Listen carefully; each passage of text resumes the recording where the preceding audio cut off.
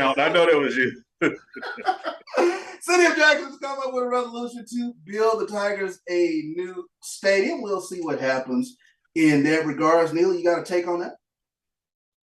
Hey, man, let me set it up this way for people think I'm talking out the side of my neck like the Sonic Boom plays.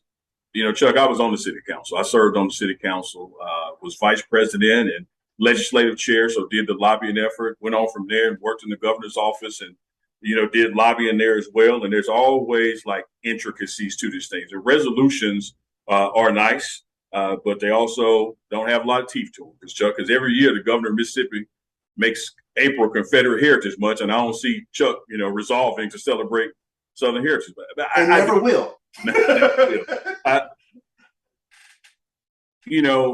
There's speculation and rumor and innuendo about when is Coach Prime leaving, and you hear all these Power Fives as they have coaches on the hot seat and have already fired coaches even midseason.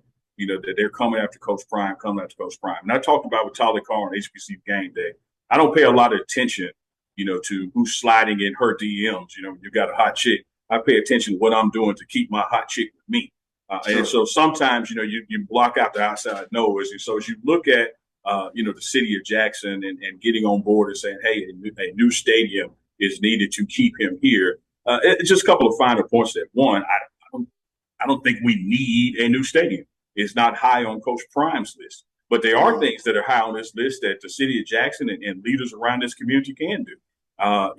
Let's talk about housing and the lack thereof of quality housing for student athletes or just students in general. Let's talk, Chuck, about code enforcement. The way you approach the campus, whether you're coming I-20 downtown, highway, wherever. Let's clean up. That's something the city can do. Let's make all corridors leading to Jackson State be attractive and pristine. That's how you can help a Coach Prime say. Another thing you can do, Chuck, is via their own admission, Convention and Visitors Board and State Tax Commission, you name it. City of Jackson got about $30 million above what it normally gets since the presence of Coach Prime. Sure. Chuck, when you go out to a restaurant and get bad service, you tip 10%. You do. One of the things that Coach Prime has always mentioned, it weighs on his mind, and it's not about him because he didn't come to Jackson State for financial security. He tell you he's good, but he does worry about his staff and the salaries that they have. And what you see around these Power Five environments, even right here in Mississippi, Ole Miss and Mississippi State, these coaches have a state salary, but they also have a salary that's augmented by a foundation by giving. I would say to the city of Jackson, as leaders and business community around here that has benefited from all this in tax incentives and taxes incentivized by the presence of Coach Prime and the revenue that's generated here. What I would say to them, man, get together. Start some kind of a fund, where you can put some stuff on the table and say, hey, we want you, Coach Prime, and your coaches to stay here, and we are prepared to augment your state salaries by this amount for this number of years. A resolution to build a stadium that we don't need, that he admits that he doesn't even think that we need. It's not the way to do this. Like, let's really lead on this issue. Hey, preacher. Let's go. Let's really lead on this issue, man. Let's get to the real hearts of the matter. Because if this guy being Coach Prime, can recruit the number one player in the nation, to Jackson State and Jackson, Mississippi, with water crisis every month and with entryways to school needing cleaned up and a lack of housing. What can he do if we really get behind him with the things we can control?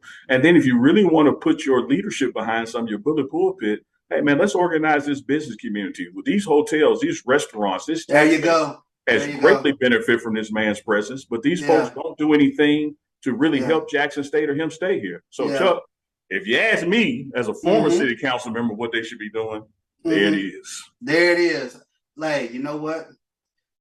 It's time that Jackson State, the city of Jackson, shows that they actually value everything that Coach Prime has brought to this program in the city of Jackson. No better place to put a pin in it than right there. It's Jackson State and Bethune-Cookman this weekend.